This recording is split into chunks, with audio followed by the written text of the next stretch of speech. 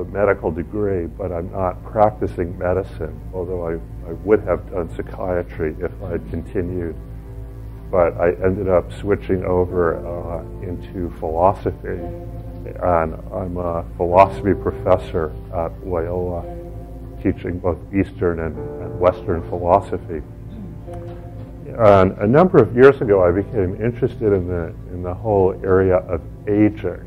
I won't go into the sort of personal, professional story of how that develops. But I became interested in thinking about particularly Eastern, but also Western models of the life cycle and the second half of life and the later life, and what that has to tell us about aging well here in the West. And as many of you know, it's a very important phenomenon. In fact, I opened up my copy of the Globe and Mail a couple of days ago, and there was a big headline story about the Canadian census, and the graying of Canada, the increasingly aging population, which is also a big phenomenon in the United States, where I hail from. One figure I find particularly dramatic is that in 1900, a century ago, the average lifespan for Americans, and I'm sure Canadians would be similar, was 46. The average lifespan today in America is a little over 76. Let's see, it was 47, now it's a little over 76. So we have an increase of about 30 years in the average lifespan, which means both that people are living longer. The fastest growing demographic is individuals 85 and above. And also that many more people are reaching later life, whereas that used to be the exception, the extraordinary individual. Now we've come more and more to expect it as the common course of the life cycle. But even though Western countries have done a very good job at elongating the lifespan through better health care, better sanitation, et cetera, I think they've done a very poor job in terms of articulating what is the meaning of that longer lifespan. What do we do with all those extra years? What is the value and purpose for us as individuals and also for us as a society? So when you read about it, as in the Globe and Mail or American newspapers, it's usually put almost in terms of a crisis. Like, oh my God, what do we do with this aging demographic? How are our diminishing cohort in youth and midlife going to support the children and the aging parents and grandparents? What a burden this is. And of course, there's a lot of ageism in our culture, just as there is sexism and racism, a lot of prejudice toward the elderly. I notice that even in myself, even though I work in this field.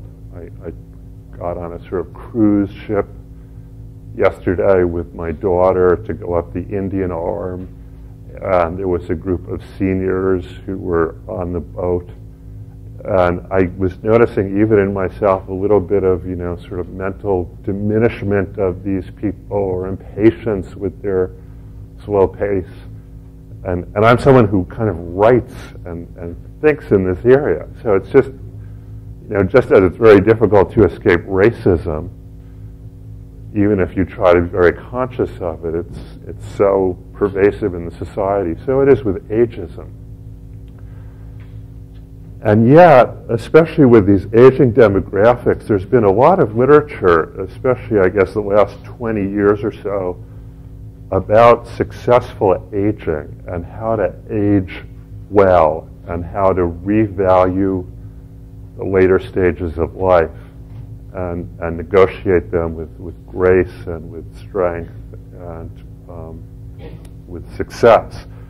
One of the most important books came out a few years ago called Successful Aging by Rowe and Kahn. And this came out of MacArthur Foundation studies. They drew on about 100 different studies that focused on how to age successfully. And they came up with a definition of successful aging as involving three components: a low risk of disease and disability, a high level of mental and physical functioning, and third, a continuing active engagement with life. And a sentence from the introduction that summarizes a little bit their attempt to draw together this research said, "In sum, we were trying to pinpoint the many factors that conspire to put one octogenarian on cross-country skis and another in a wheelchair. How do we become one and not the other?" And though in many ways I would rather be, that octogenarian on cross-country skis, would I have the choice, I think there's a lot of problems with this model of successful aging. Once we have this of aging successfully, we sort of have the flip side. What is it to have failed at this process? There's an implication that that person in the wheelchair is a failure of aging. And I think, the octogenarian on cross-country skis, number one, a lot of people just won't be able to do that physically, and so they end up in the failure heap. But number two, a lot of people may not be able to do that financially. Some of these visions of successful aging work a lot better if you have the wherewithal for various physical and mental and behavioral resources. Also, the octogenarian on cross-country skis might be an asshole, if you excuse the expression, or they might be doing it just, the most superficial, self-indulgent, pleasure-oriented mode, while their grandchildren are starving somewhere else. I don't know, but if you talk about later life as connected with meaning, connected with purpose, connected with the deepest levels of human fulfillment and human connection, there's no particular reason to suppose the person on cross-country skis is necessarily better off in relation to those indices than the person in the wheelchair.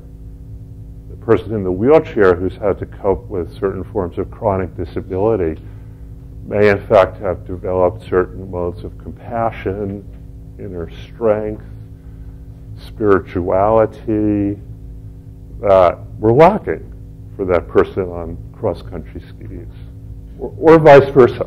We don't know. But perhaps this suggests that our notion of successful aging needs to be more than just the prolongation of midlife vigor, which is really what these studies are focusing on. How can we essentially escape aging? How can we defeat aging by taking our physical and cognitive peaks, when we're in our 30s or our 40s, and just somehow continue to manifest that in our 60s and 70s and 80s? Is that really all that the life cycle is about? Simply trying to retard and defeat the problems and diminishments of aging. Well, let me give you an alternative model. And this is from an ancient Hindu text called the Laws of Manu, which was written sometime around 100 BC to 100 AD. And listen to how much this is not successful aging according to the Western criteria. It says, when a householder sees his skin wrinkled and his hair white, and the sons of his sons, so we're in a sexist model, but essentially they're saying when your hair turns white, when you see your grandchildren, when your skin is wrinkled, then he may resort to the forest In other words, he leaves behind all the duties of the householder, raising the family, doing the social dharma with the larger community, pursuing career, making money. Now he resorts to the forest. Let him always be industrious in reciting the Veda, the sacred scriptures. In summer, let him expose himself to the heat of 5 fires, and during the rainy season, live under an open sky. In winter, be dressed in wet clothes, thus gradually increasing the rigor of his austerities. So this is obviously a spiritual practice. Then, after abandoning all attachment to worldly objects, let him always wander alone without any companion in order to attain final liberation. So this is the third of 4 stages described in the laws of Manu that humans should properly go through. The student stage, the householder stage, and then the stage of the forest renunciate, and then finally the stage of the sannyasin, the ascetic, who can wander in and out of society, perhaps become a guru or teacher, but has attained final liberation. Well, it seems in a way a particularly gruesome model of successful old age, these kinds of austerities and whatever. But obviously what it's suggesting is that the crucial task of later life is to turn our attention in a way that may not have been possible when we were younger to the most important goal of human existence, which is spiritual realization, finding and realizing one's unity with God or Brahman, or realizing the higher self, whatever language you use to describe that. And earlier in life, we've been very tied up with different social roles and ego identifications. We've been raising children, we've been, pursuing our career, making money, etc., etc. And finally, in later life, it's time to let go of that, to realize that though that defines certain roles we play within society, that is not all of who we are. Somehow there's a transcendent core, a spark of the divine within. And those social roles also formed a kind of box that held us in and may have blocked off our access to that most transcendent portion of self. So as aging begins to strip that away, as the children grow up and move away, as we look upon the possibility of retirement or partial retirement, as perhaps we leave behind the home or community we once lived in, as our earning power may diminish, as we begin to become marginalized by society. In a sense, in the West, we're being pushed into that role of the forest renunciate, whether we like it or not. You might even say our society aids in that process by kind of marginalizing the elders. But in the West, that's seen as a catastrophe. That's seen as precisely the fate we want to avoid and battle against. That would be successful aging. Why is it that in the East, that's seen as a grace and a liberation? That we want to let go of these roles, that we want to contemplate the deeper questions. And so it seems to me that there's a different model of successful aging at play, which we might call the spiritual model. It's not primarily about, having a social safety network. It's not primarily about maintaining physical health. It's not primarily about remaining productive and active into your later years or enjoying consumerist pleasures. It's really about coming to a kind of fulfillment of soul and using the changes of later life as a curriculum, a sort of advanced curriculum for the growth of soul. Ram Dass, a spiritual teacher who's also active in this area of conscious aging now, used to say that when you're young, you're sort of learning how to have a self and how to be a self. That's sort of life 101. But life, I don't know how Canadian universities work, but in my college, like the 300 level is the top. So life, 300 is almost the reverse. Learning how to let go of the self, let go of the ego self. Learning how to be a nobody and a nothing, but in a way that expands the self until it includes within it the entirety of the universe and all beings and what we call God, or what Buddhists call nothingness, or whatever you want to term it. The Hindu model, the Hindu version of the spiritual model of later life is one particular vector, and it emphasizes contemplative interiority, this notion of going off into the forest. And I have some questions, because I don't know for you, but I know for me, these are very personal issues. They're not just about my professional work or my philosophical writings, but they're issues I'm grappling with as an individual, and I think we all are. And the first question I have on here for reflection when you have a contemplative moment, if you do at any time during this conference, what kind of activities or non-activities, Sabbath withdrawal from activities, or locales open up a contemplative space for you?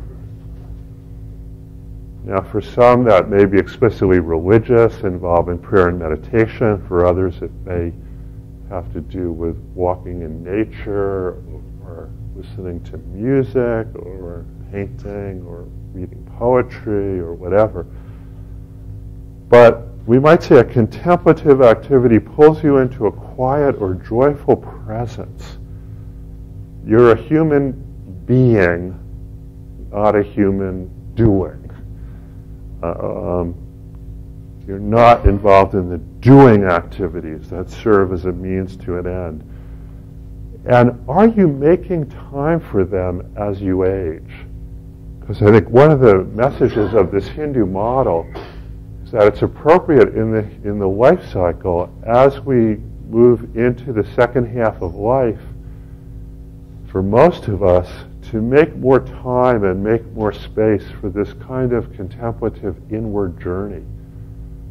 And the culture will say, don't do that. We don't support that. You can't put that on your CV. We won't pay you to do that. So you're really battling against a cultural vector.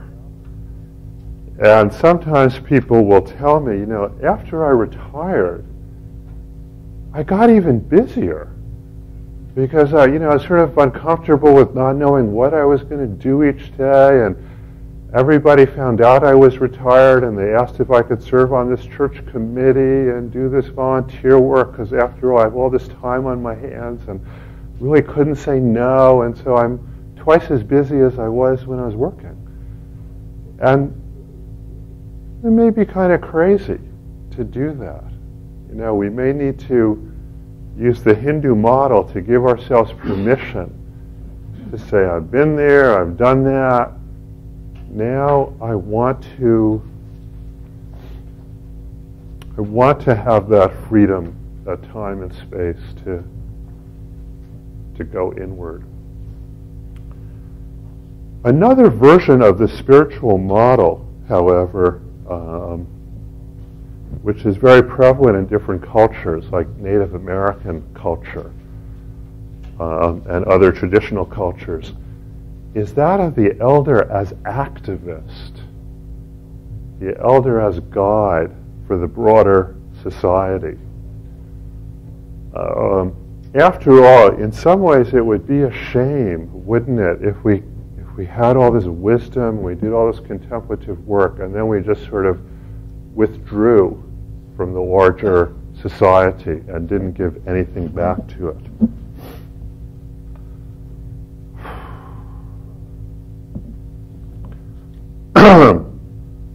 Hang on a minute, I'm losing my quality of presence. So let me take a moment here.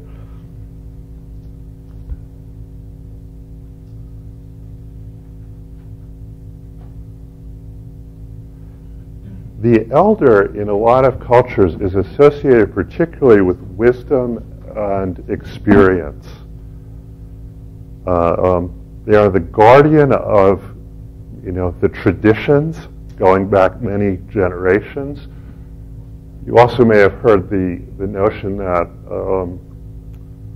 the elder can see unto the seventh generation the impact of decisions upon the future of the tribe. So the elder can not only see a long way backwards, but also because of their life experience and their enhanced perspective, can see a long way into the future. Also because one's children have grown up and moved away and one's not as involved in petty politics and kind of personal agendas, the elder within a Native American context and other traditional cultures becomes sort of a father or mother for the whole community. They have the interests of the whole in mind in a way they didn't when they were younger. And even for the earth, there's a very traditional role of the elder as guardian of the earth and considering the relationship between the tribe and the non-human and more than human entities that surround it, the hills and the rivers and the animals. In our culture, once again, in our societies, we have this massive influx of elders. And you will read these stories that say, oh my God, what a drain on social resources. But if you flip it around, this model, once again, turns it on its head and says, the elders are actually one of the greatest resources themselves that a society has to draw on for all the reasons that I just mentioned.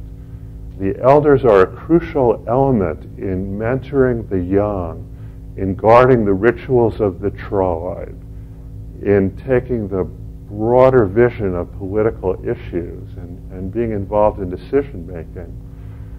And so it may be that this massive influx of elders that we're seeing in the United States, in Canada, in other societies, maybe it will save us.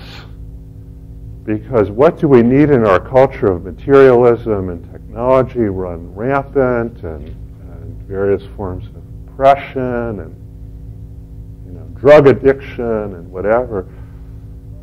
We need elder wisdom, to help us find our feet. There's an author, Theodore Roszak, who many, many years ago wrote a book called The Making of the Counterculture. He was one of the first people to discover the kids of the 60s, late 60s and early 70s, and proclaim that this was a whole countercultural movement that was going to radically change the West. His newest book is called America the Wise. I think it's actually been retitled. Didn't sell as much as he wanted, so they gave it a catchy new title. And there he says, no, I sort of, in a way, I got it wrong.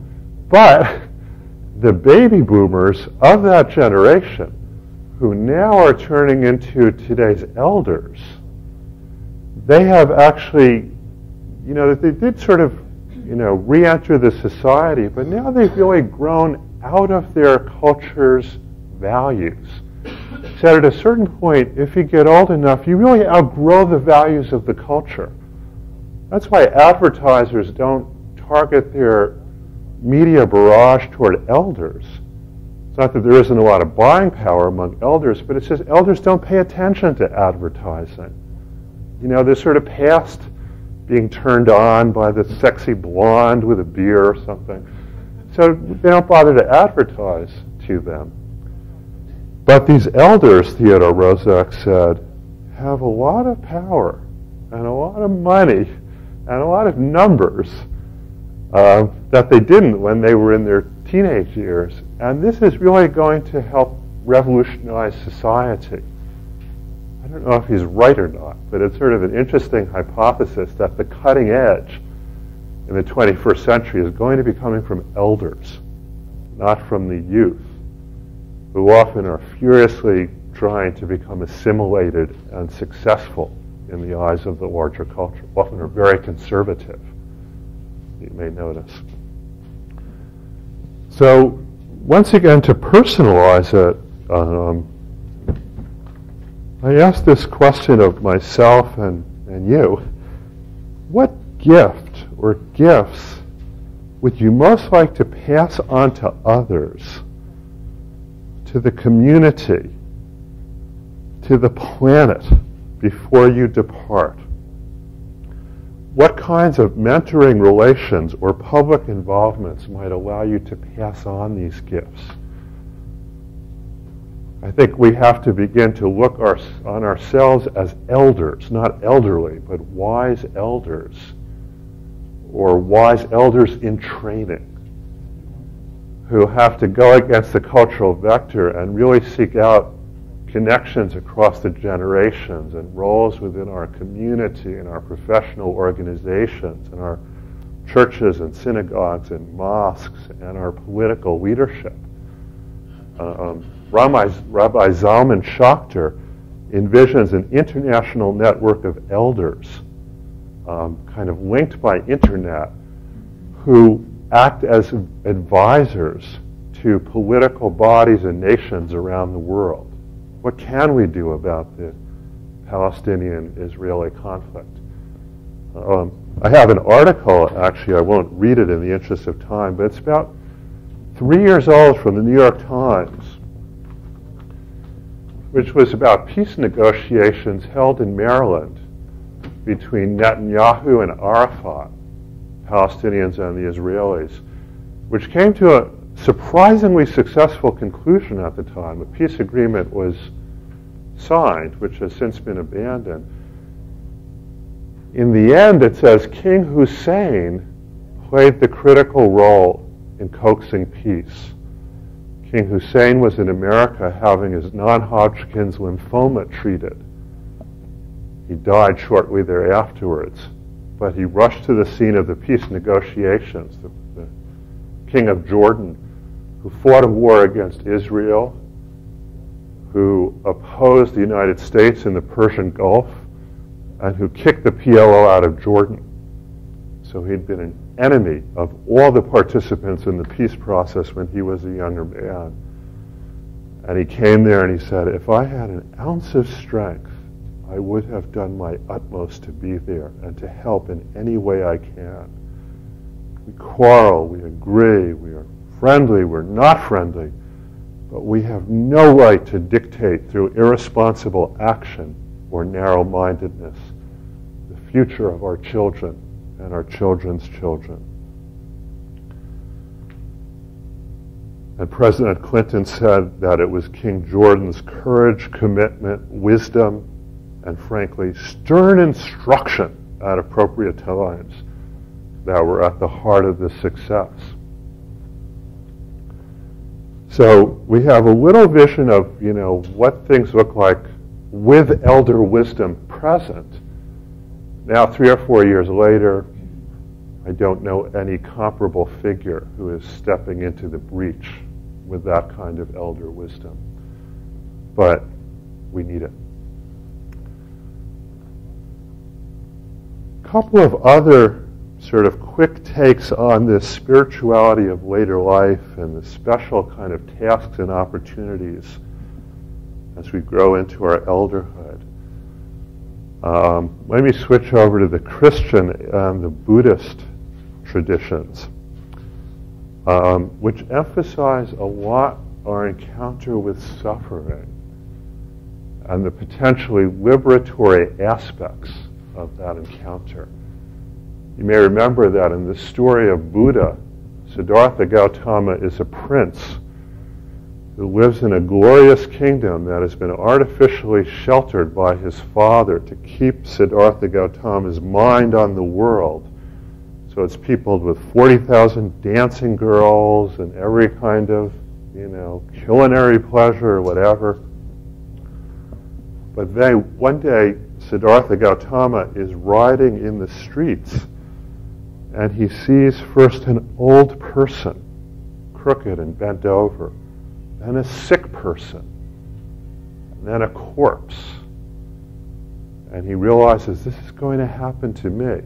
All the pleasure I'm taking in the world is transitory and will be lost. And last he sees a Hindu monk in ochre robes, and he realizes the possibility of spiritual transcendence, leaves his kingdom, undergoes many different meditative and ascetic practices, and finally awakens into the Buddha, the awakened one. In Christianity, we have sort of a different story about suffering, but Jesus, even though he died as a young man around age 33, you could say that in the Passion of Christ, just as Buddha kind of saw all that was coming, Jesus goes through in sort of speeded up, time-lapse photography form, a lot of the losses that we go through much more slowly as we age. But, physical pain with the crown of thorns, abandonment and humiliation as he's stripped naked. And a lot of people, as they grow into their elderhood, do feel abandoned and humiliated by the larger society, trivialized or degraded by the physical problems they're wrestling with and the treatment in hospitals, nursing homes, etc. Jesus obviously has to face death square on as we do, as we get older. Even kind of spiritual crisis, my God, why hast thou forsaken me? These are a lot of the struggles and sufferings that we may go through as we age. And yet, both in the Buddhist and the Christian story, these are understood as very deeply involved with love and liberation. That somehow it's as we undergo that suffering that our heart is broken open with a new kind of compassion, new ability to experience and feel with the suffering of others. And also with this heightened vulnerability, we're not only perhaps more able to give in a rich and loving way, but we also become more able, more open to receiving in a rich and loving way. Jesus at one point said, I'm going to, wash your feet. And the disciples said, no, we won't let you do that. And he said, shut up and give me your feet. You can't have a giver without a receiver. And Buddha, of course, spent the last about 50 years of his life traveling the dusty roads of India, giving away what he had received, rather than going off into his private nirvana. And he needed those who would receive from him. And a lot of times, one of the great fears as we age is that we will become receivers. That in a way, our culture so values autonomy and maybe helping others, supporting others, but it doesn't teach us the lessons of vulnerability and neediness and interdependence and receiving. Because that means really letting go of the ego. That means really being dependent and reliant upon the love of the community and the love of God. And one grace that can come with aging is that kind of enhanced willingness, necessity, and ability to receive in a gracious way. You know, so many people are so afraid of being a burden upon their children. But that can be a tremendous grace when the child for whom you've cared turns around and has the opportunity to care for you. It can be a grace when we draw together in community. We have to live with others. We rely on one another. And it can be a grace when we fall to our knees in prayer and rely in a deeper way on God, or whatever you call the Spirit. You know, even when Jesus was saying, my God, why hast thou forsaken me? He's talking to God. He's calling forth God. And I know for myself, my deepest prayers have often come out of pain. You know, help. You know, and one of the neat things, going back to that octogenarian in the wheelchair, is that people, even people who are rather disabled by their illness, somebody who's really hospitalized or in a nursing home or whatever, who is not a successful ager according to our usual criteria, they may have within them the spirit of prayer. They may be praying for the world. They may be even using their own suffering as a kind of prayer. I remember a story, a gerontologist friend of mine was called to the bedside of a woman who was suffering from cancer and was a real pain in the butt to all the staff.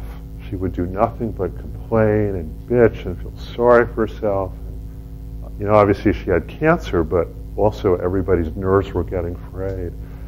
And they didn't know what to do to help her. This person went in and said, you in a lot of pain? And she said, yeah, I'm continually in pain.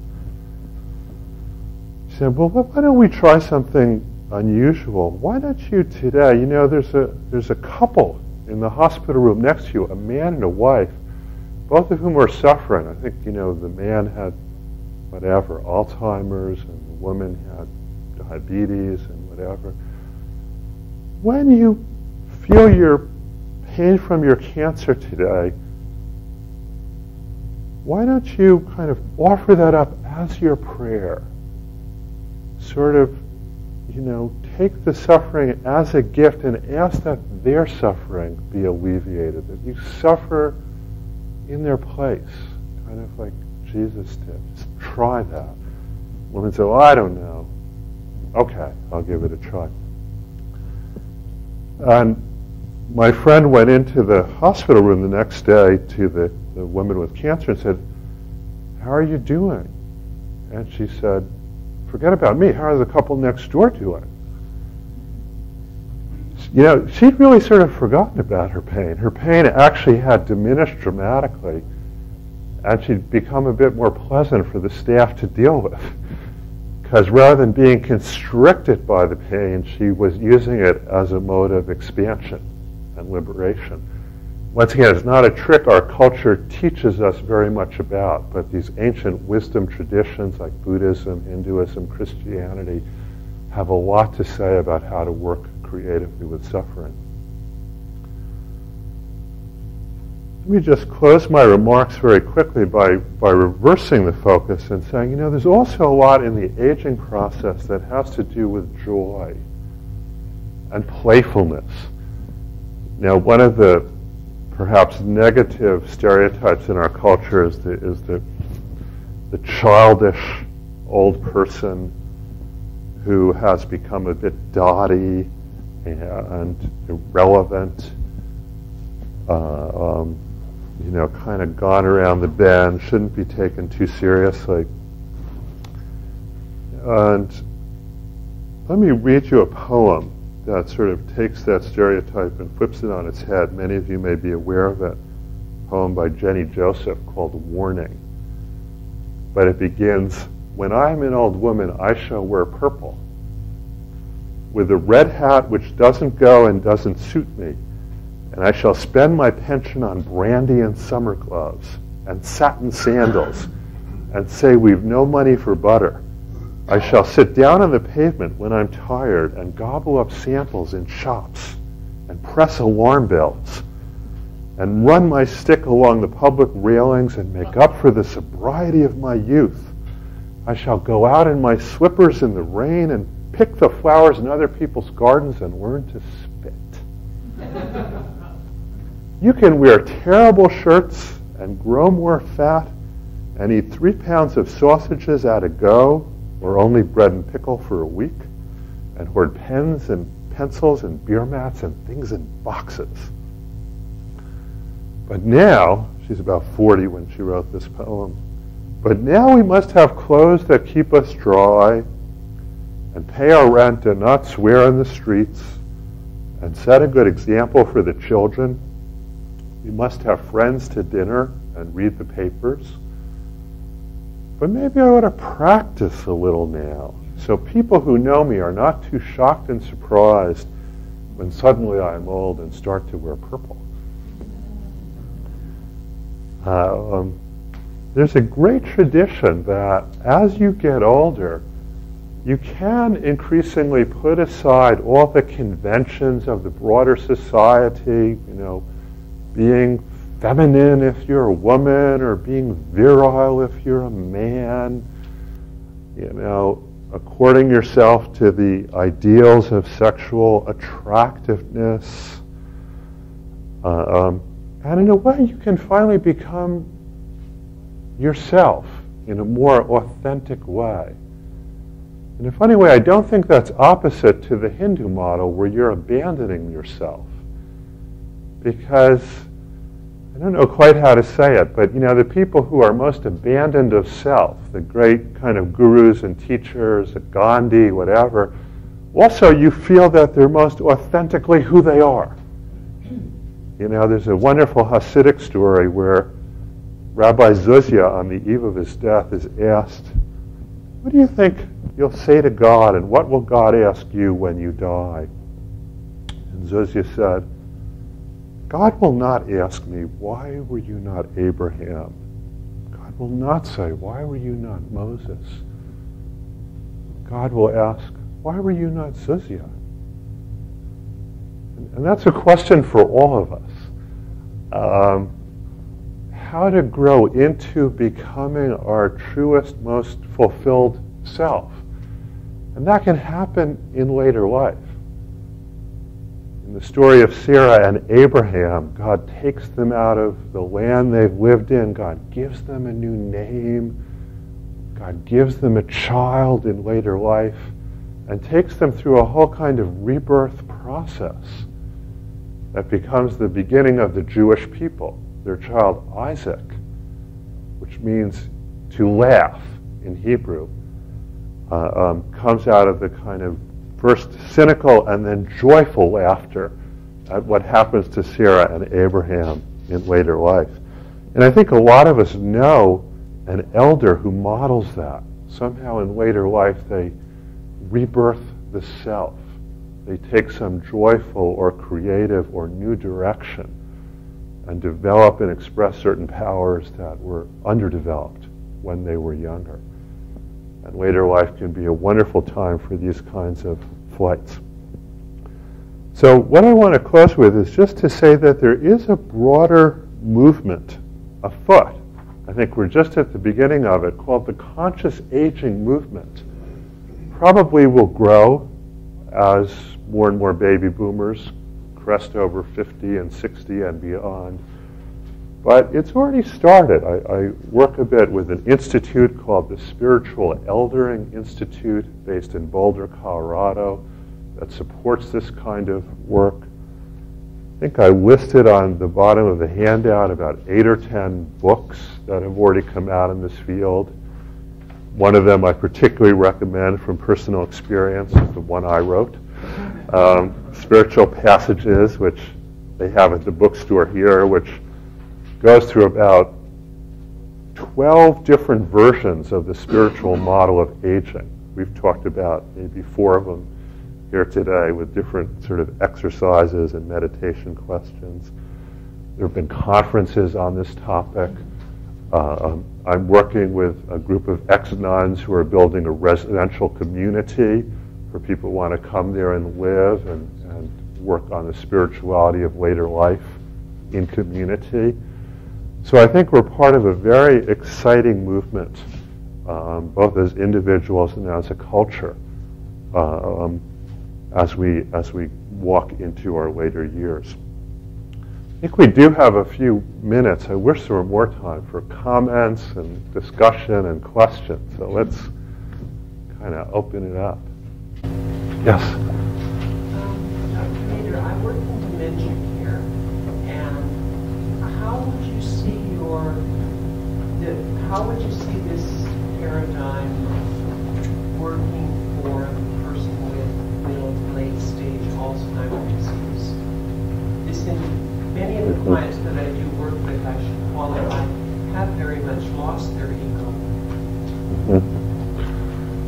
I'm not an expert in that field in the way you are, so it'd be a bit presumptuous, but my own sense of it is that the last thing you said is very telling, that sometimes people with Alzheimer's, as you say, they are letting go of the self.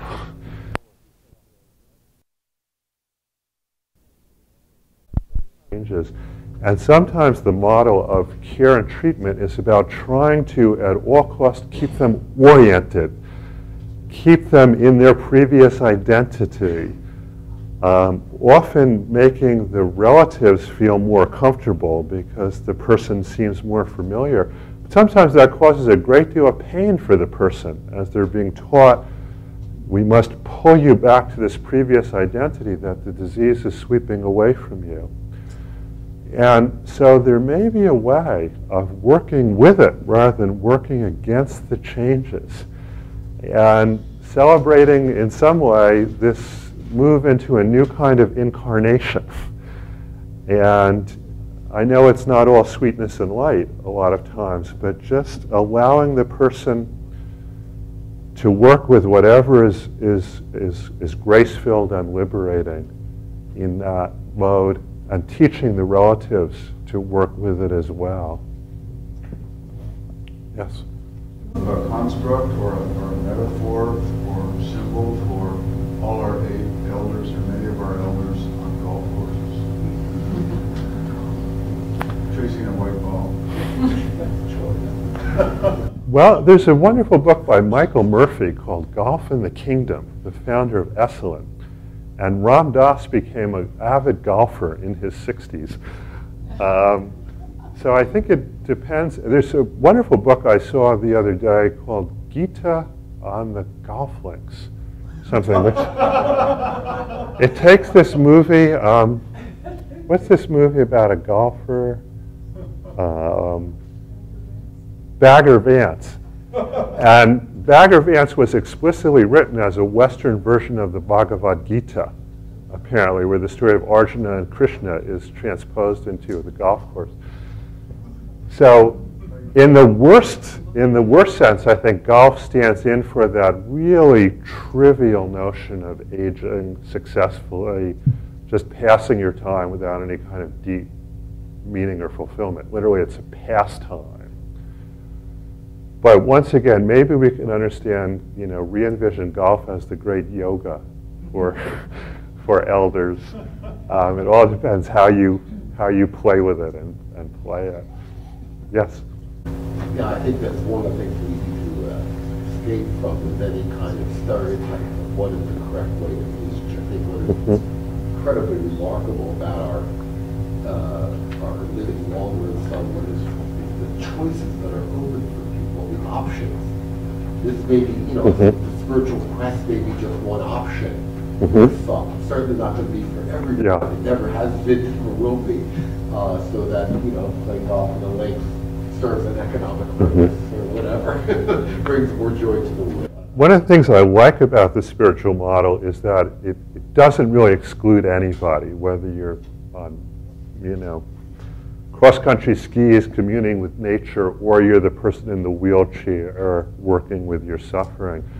And I tried to mention, this may lead you may feel your heart going in a contemplative direction of withdrawal, or in an activist direction, or you may have to work with suffering, or you may be into playfulness and humor, and this may change at different stages. So I think we do want a model that really is available to all kinds of different personalities and lifestyles and inspirations. Yes? I like what you just said about change, and that motivated me to stand up and just witness. I'm living over in Del Webb, Sun City, Texas. And not only are people trying to keep their economic portfolios diversified, but their activity portfolios. The most common phrase used there is "my plate is full." I think we call it refirement rather than retirement. But it's not hectic work for some people. There's always some for everything. But the general sense is that it's a quality of non-frenetic, non-concerned,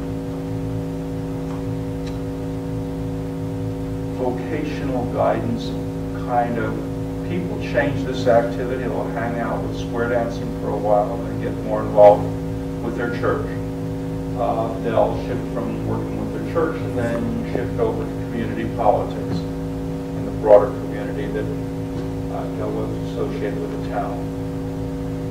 They'll get involved in local community governance issues and then shift more into the arts, one of the art studios, and self-expression. Most people have several different areas of involvement.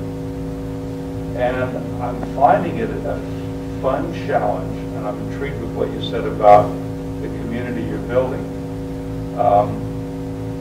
of how to build and develop community there. And I can tell you with great authority that I'm not sure yet. But we're talking, we started a senior learning program, grassroots, and it's fun to watch folks over 55 to 65, most of them, I say the median age is about 70, 72, really engaging. And there's I say a bell-shaped curve, but fitting with what you're saying, so it's exciting. But there is that changing constantly, and people will settle into something, and there's also a diversification, so people aren't into one model or another. They're oftentimes into a mixture. Thank you. Thank you. We just have maybe a minute left.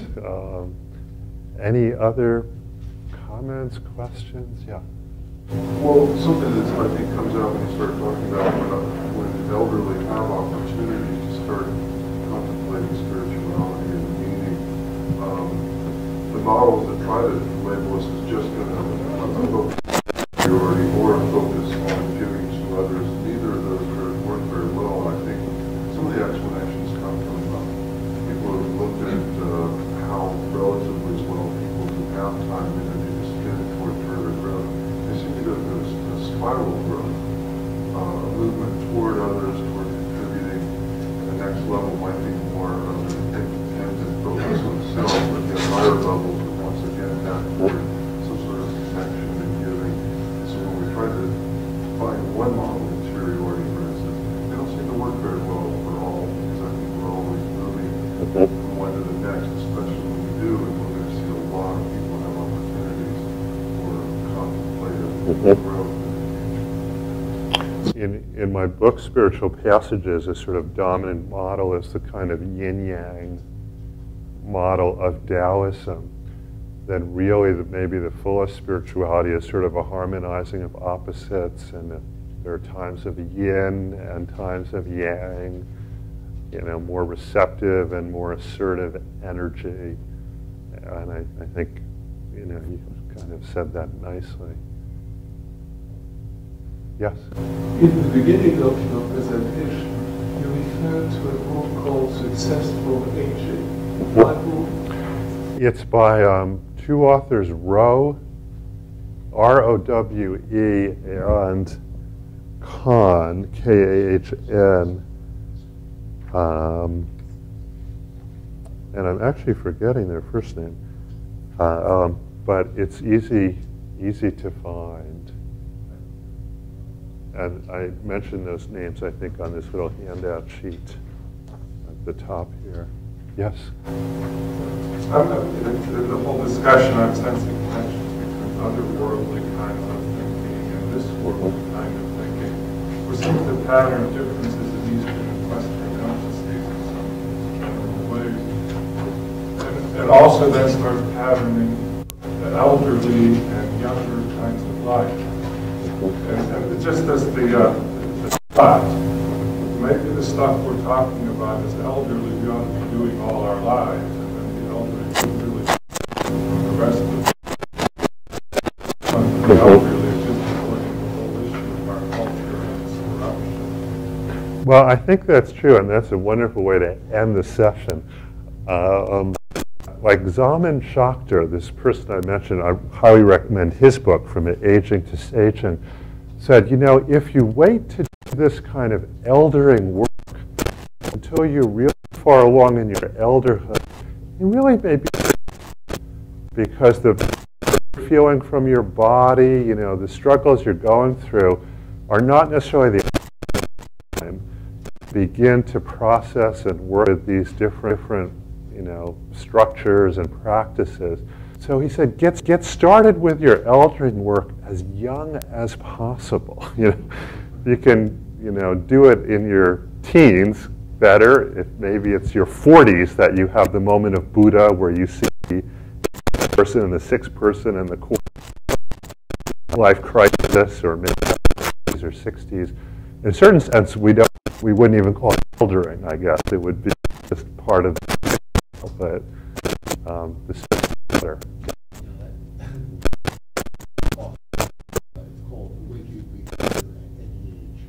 Mm-hmm. Wonderful. So, and there are all different age groups represented in this room, so we're all aging. Anyway, thank you very much. Appreciate your.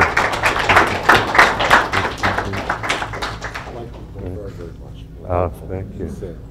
So you actually do some work in this area? Okay. Yeah. In fact, Zaman's a buddy of mine. Oh, okay. My wife and I. Oh, really? Read his book, but I've developed my own. So. In fact, I'm giving a talk. Oh, wait, yeah, it's on Sunday. Well, you gave my talk in a way, so I appreciate it. Over to you. Thank you, and thank you very much for the.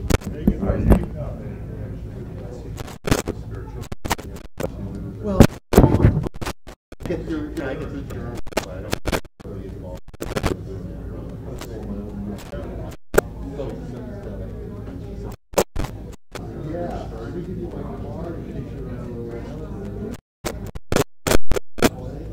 Yeah.